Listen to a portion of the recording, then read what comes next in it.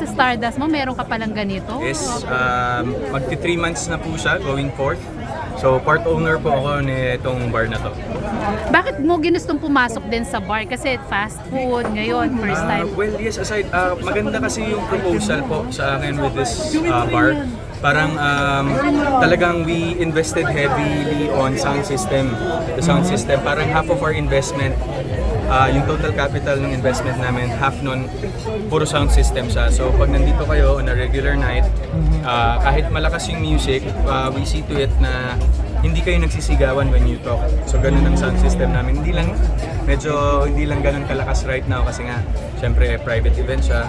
Pero on a regular nights, pag maraming tao, na doon sa mga huling punta ko, totoo naman, malakas music pero hindi kayo nagsisigawan. So ibig sabihin ba niyan, mahihilig ka na rin gumimik ngayon? Ay, hindi po. Hindi pa rin. Homebody ka pa rin. Homebody pa rin. Parang I wanted just to venture into something new. Also, to experience a business na parang hindi ko siya league. Kasi nga hindi ko siya hilig. Because I'm an advocate nga po na kung meron kayong papasukin negosyo, dapat yung hilig mo, di ba? So parang ito yung pambali doon. So tinitingnan ko, so far, I really can't say yet kasi bago pa lang kami. Pero so far, so good. Very much naman maganda yung reception sa kanya ng tao. Alvin, may partner kang taga-showbiz dito? Wala po. Puro po businessmen. Pero pinag-isipan mong mabuti kasi di ba may balita na parang na medyo na-scam ka rin? Yun po kasi wala pong tangible asset doon or thing na nakikita or more on investment lang siya. Parang syempre money investment, stock market, cryptocurrency, yung mga ganun po. Doon tayo medyo na kasi since the pandemic naman po, di ba? Parang yun yung naging waste at sobrang na-hype siya during that time kasi too good to be true yung kita pero nangyayari, pero high gain, high loss po kasi siya. So magkano actually nawala sa'yo noon? So yun po, kagaya po nung sabi ko sa interview ko po kay Mama Ugs na accumulated naman po yun since I started show business naman po. Hindi naman po siya isang beses na ganun kalaking amount, pero mga ganun pong figures. Gano'ng katagal na ba? Accumulated na siya tita, even way before the pandemic po eh. So parang it started 2016, yun talaga yung tumodo yung offers kasi nga because of Aldab, pumasok yung tas ang daming endorsement, marami rin po tayong blessing. I can't say their names po eh, sorry. They want to remain parang in the shadows lang. But I have a lot. Pero yung advice na binibigay po nila sa akin kasi is an advice na walang kapalit. So I really take it into account. So I think that's the best advice you can get from someone na who's already there and wanted to see someone parang flourish kahit sa murang edad. So parang legacy po nila sa akin in a way. So anong lesson learned mo na doon sa nangyari? Wala na po. Parang number one, if it's too good to be true, mag-isip na po kayo. Wala pong ganong klaseng scheme or hindi po totoong nangyayari yung mga too good to be true na magpasok ka ng pera, yung 1,000 pesos mo magiging 10,000 in 7 days. Wala pong ganon. So, and at the end of the day, hindi po sa dami ng pera nyo sa bank account ang ikakasuccess nyo kundi sa dami ng alam nyo. So it's better to have more knowledge than money because yung money susunod na lang siya eh. Pero kung wala kang alam, coming from experience po, medyo nauna yung pera bago yung knowledge. So medyo naloko po tayo ng naloko. Pero sa business ka lang naman na-scam. Sa pag-ibig, hindi ka pa naman na-scam. Uy, pa na. Hindi pa naman. Kasi isip na, baka nadala na si Alden, kaya until now, single. Wala pa naman pagkakadalaan eh. Pero wala pa rin naman experience po na na-scam ako sa ganung aspeto. Pero right now kasi, parang if I really want to settle down, and by the time that I look for someone already to be my partner, so ready na talaga ako. Yung I can say, that I can really settle. Hindi yung sinabi ko lang settle down, pero andyan ka pa rin.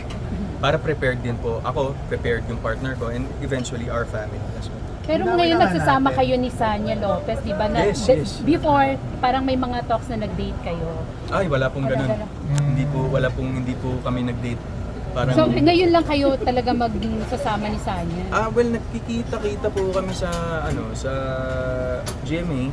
Pero we're friends, but wala pa pong something romantic and hindi po kami nag-date. Okay. Then sinabi mo Malinaw. pag ready ka na, ano ba yung bagay na masasabi mo ready? Ready saan? Ready na po akong iwan yung work ko ready na po akong maglaylo. Ang hirap kasi nun dito doon, parang kasi halimbawa mag-partner ka, di ba? And then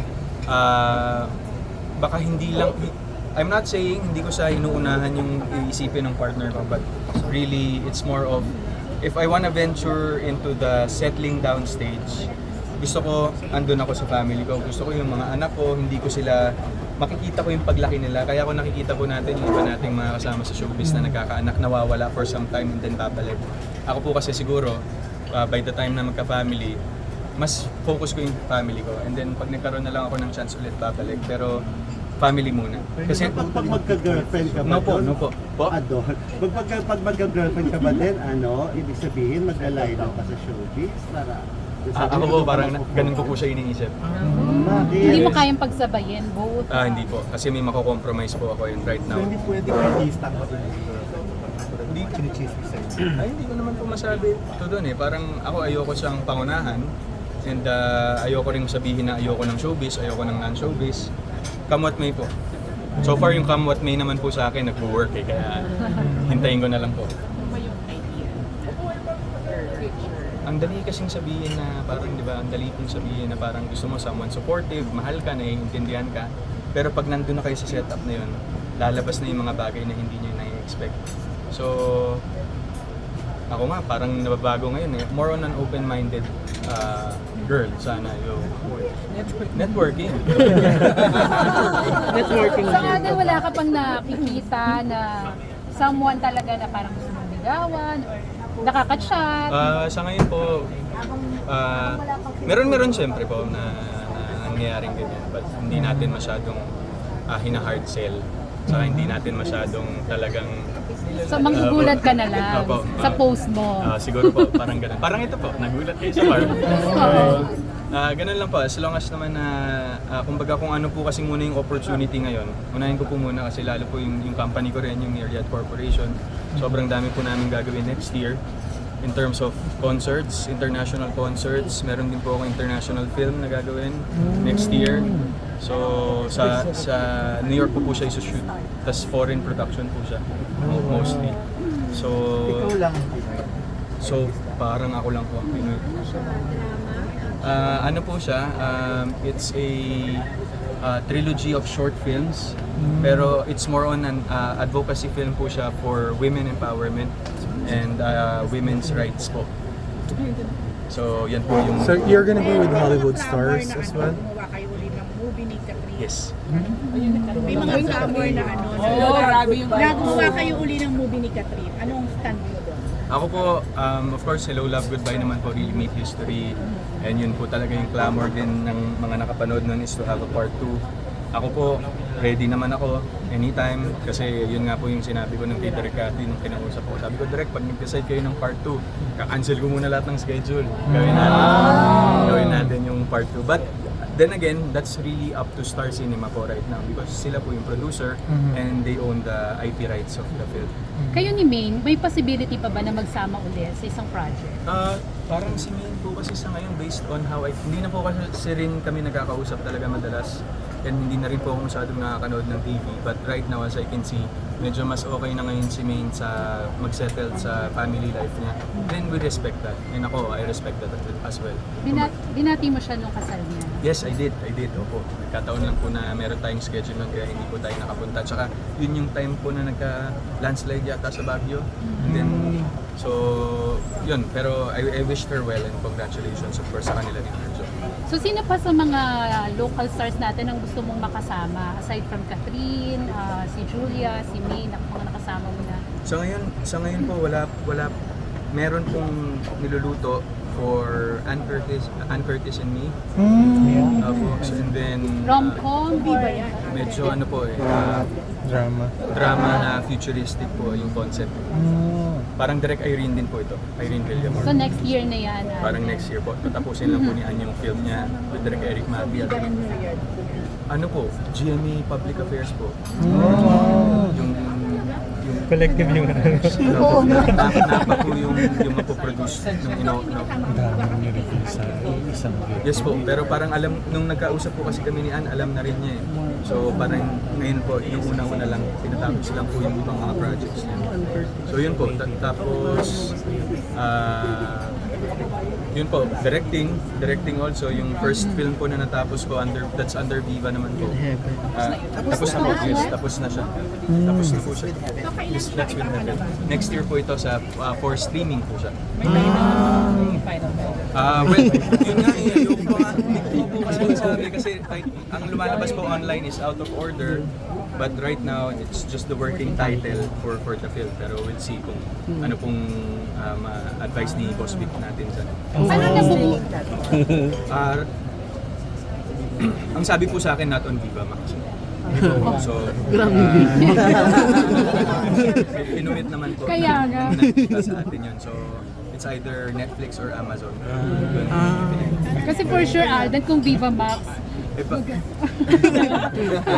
Kaya naman. pero paano nabuo yung concept na magsama kayo ni Heaven? Well, kasi when we proposed po to Viva Line Production, they said yes, and then parang they gave us full control po to do everything. So, scripting, sa cast, saan i-shoot, and then nung sinabi ko po na ako yung mag-direct nito, pumayag po sila.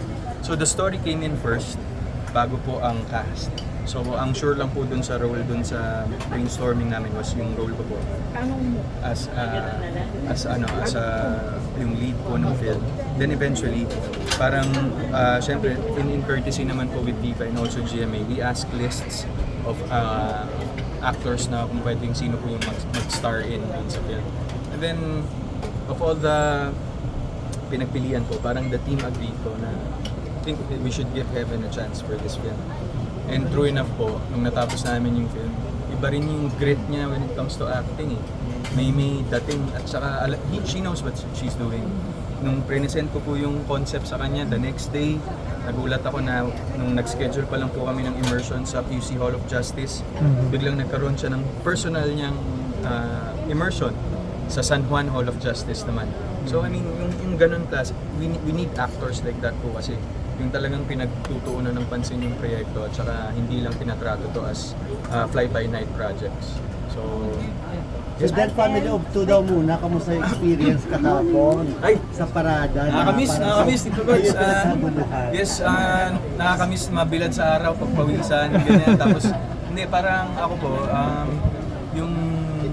yun yung talagang dapat lagi natin ginagawa as public figures po namin po, mga artista, na ilapit talaga yung sarili namin sa mga supporters and fans. Kasi, mere presence lang talaga po, okay na sa kanila. So, parang, na-miss ko yun, tapos talagang kahit inabot po kami ng halos 4 hours na binaybay po namin yung Kamanaba, sulit naman po kasi, I mean, kahit super init, sunblock na lang yun, dito doon, wala nang ano yun.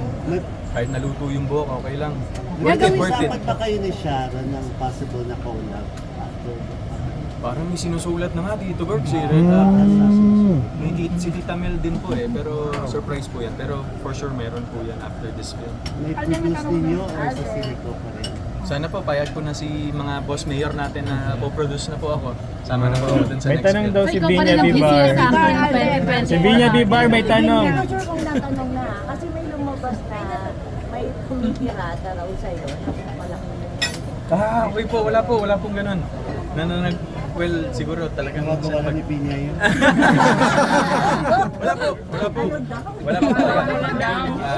Loyal po tayo sa GMA until the last day. And Sparkle. Yung Alden Coco, Ito naman. Kaya nga, di ba? Diba? Ayan ang usap.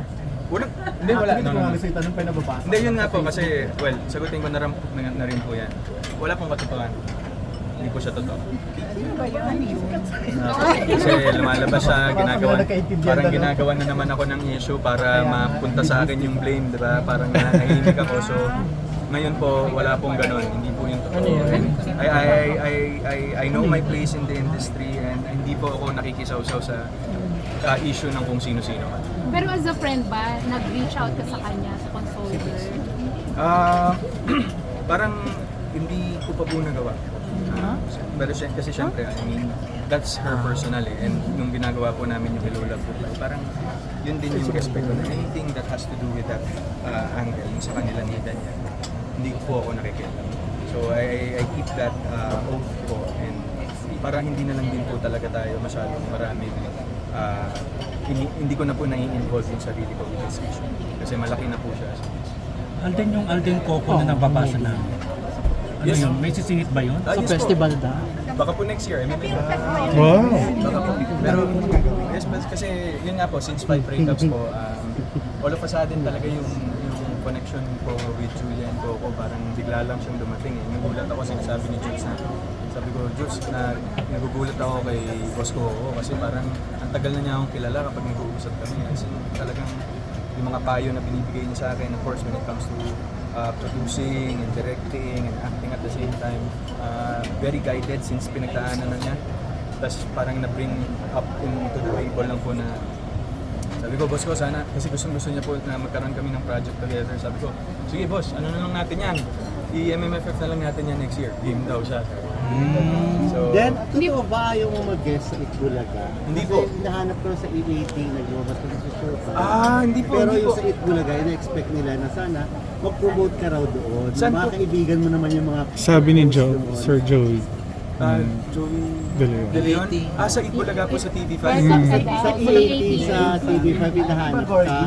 Pero Nakalito po kasi dalawa eh. Sorry. Hindi yung EAT sa TV5, hinahanap ka. Pero yung sa Itbulaga talaga sa GMA, na parang, ang sabi doon nila, parang mga friends mo naman yung mga host doon. Opo naman, Bakit eh. hindi ka raw mag-promote doon? Hindi, yun nga sa po, Bulaga? parang yun nga rin po yung sinabi ko before, bago pa lang po nangyari yung sa Itbulaga na paglipat sa TV5, diba na if I have to do promos with all of the shows, syempre I will not deprive the project that I'm working with the opportunity to promote it to different shows po, especially mga noontime shows natin.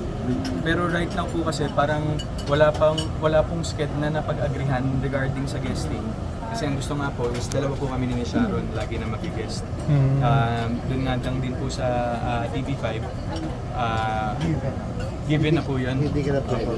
Given na po siya eh. So ako po naghihintay lang naman ng permission. Pero may relationship with the Dabber Cats po na Itbulaga po sa kala Tito Vic and Joey is still there. And the respect is still there po. Hindi po nawawala. So magpo-promote ka sa Bulaga, kina Paolo, kina Beto, gano'n. O pag ano po, inaayos lang po yata yung schedule. Eventually po, matutuloy din po yan.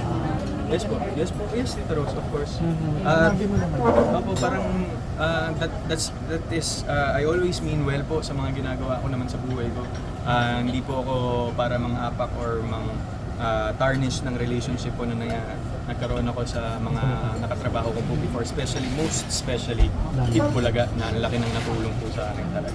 Nagkaroon ba ng offer na maging isa ka sa Sa, ng Itbulaga? Ng tape? wala pong ganung offer. Okay. So kung sakaling may mag-push, is it possible na tanggapin mo? Or dahil sa respeto sa TVJ, magde-decline ka na lang? No po, hindi ko po siya tatanggapin. Yes po. Merry Christmas. Merry Christmas ito doon. Thank you. Yes. So, yun nga, pulang araw coming soon, January 2024. Parang next year mag-start na mag-taping doon. Sa ngayon kasi nagsistart na sila pero puro bata yung sinushoot. So, by that time siguro, pagbalik ko from my vacation, game na ako ulit mag-shoot. Ano nilook forward mo ng working with Barbie David and Sanya? Kasi parang first time na ganitong kayo yung magkakasama. I've worked with Sanya and I've worked with Barbie na sa mga anthologies. Si David, di ko pa siya nakaka-work. Pero what I'm looking forward kasi dito sa Ensam na to is the story that we're gonna tell. World War II siya eh. And first time ko actually nung story ko, and first time in my 13 years ko nakita si Direk Dominic Zapata. Umiyak siya habang nagpe-present. Ganon kabigat sa kanya yung concept. And parang, come to think of it, yun din yung na-realize ko na if not for the sacrifices of the people during World War II, of the Filipino people during World War II, we won't be experiencing this freedom that we have right now. So, yun yung doon siya naging emotional. And then there were anecdotes of different personal stories ng mga taong nakausap niya na sobrang nag-fuel sa akin para this is actually one of the most important teleseries for 2020. Sulit naman yung 1 year break mo sa pagawa ng. So, Oo nga, 1 year din eh, no? puro peligro nga tayo, no? Hindi, well, nakakamiss din. At kasi parang, ano ko yun, nakasanayan ko yun na yearly, meron tayo nun. Pero ready na ako. Work na. Naging intentional.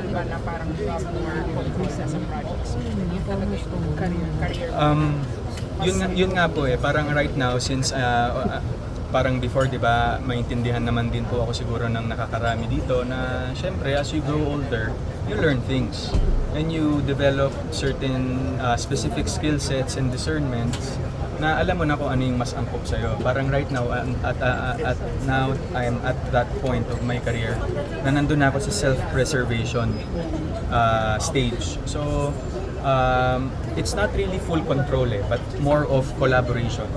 Na how can we make it better, paano natin magagawa ng maayos yung story na win-win pareho. As an artist, ano yung feeling mo? Is it liberating? It's liberating, it's empowering. I hope na marami ring actors and artists na ma-encourage sa ganito na maging involved sila. Kasi ako kasi I'll have to admit at first nung pumasok ako syempre dahil galing po ako lumaki po ako sa hirap. Nandun ako sa pera ng showbiz.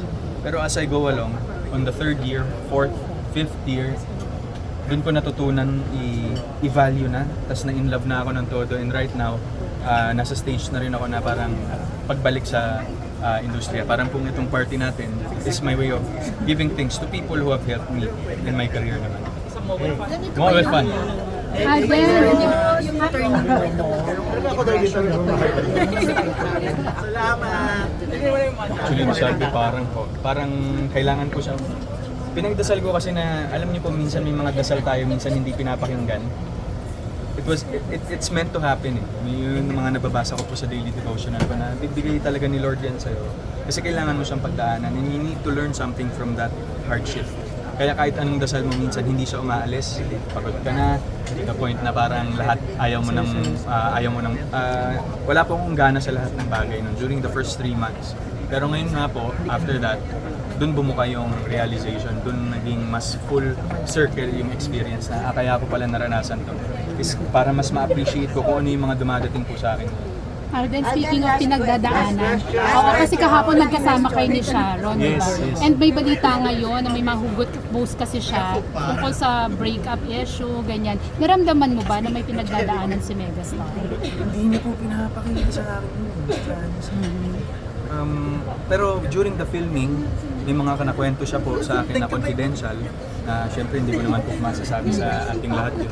But parang ito pong huli, hindi kasi rin ako masyado sa social media kaya hindi ko pa nakikita but I didn't know na may ganun pala pero hindi ko po nakalata kahit kahapon sa parade. Sumamahalang talaga yung pakiramdam niya because mainitin po kasi si mama si Sharon so pawisin din po siya at the same time so sobra po 4 hours kami nakabilag so kaya hindi na po siya nakasama dun sa on stage namin.